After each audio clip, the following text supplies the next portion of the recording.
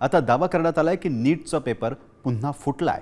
टेलिग्रामवर नीटची प्रश्नपत्रिका व्हायरल झाल्याचा दावा केलाय। पण खरंच या दाव्यात तथ्य आहे का याची आम्ही पडताळणी केली। मग काय सत्य समोर आलं, चला पाहूयात। नीटचा पेपर पुन्हा फुटला। टेलिग्रामवरून नीटची प्रश्नपत्रिका व्हायरल। व्हायरल मेसेज मागचं सत्य काय?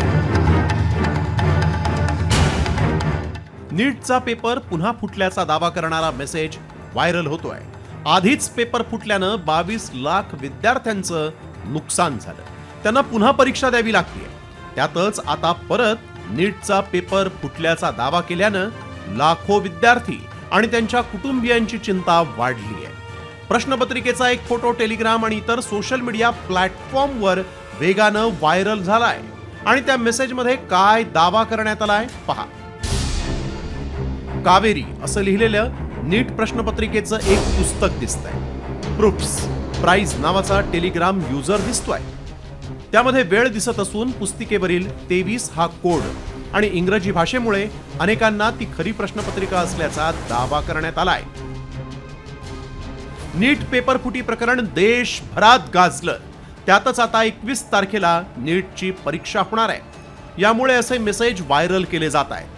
हा स्क्रीनशॉट टेलिग्राम आणि एक्स यांसारख्या अनेक सोशल मीडिया प्लॅटफॉर्मवर वेगानं शेअर करण्यात आला। यामुळे नीट परीक्षेची प्रश्नपत्रिका पुन्हा फुटली आहे का असा प्रश्न अनेकांना पडलाय।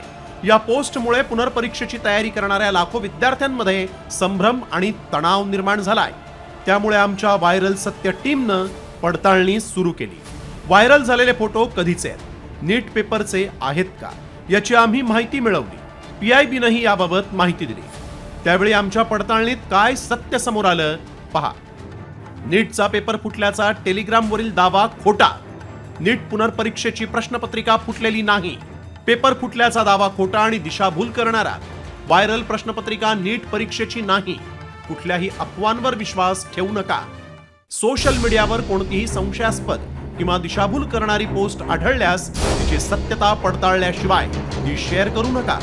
आधीच नीटचे विद्यार्थी पेपर फुटीमुळे हैराण झालेत। 21 जूनला होणाऱ्या परीक्षेपूर्वी अफवा आणि चुकीची माहिती पसरू नये यासाठी प्रशासन सतत दक्षता घेत आहे। या परीक्षेला 22 लाखाहून अधिक विद्यार्थी बसण्याची शक्यता आहे। विद्यार्थ्यांनी परीक्षेची तयारी करावी असं आवाहन करण्यात आलंय। त्यामुळे आमच्या पडताळणीत नीटचा पेपर पुन्हा फुटल्याचा दावा असत्य ठरलाय। ब्युरो रिपोर्ट, साम टीव्ही मराठी।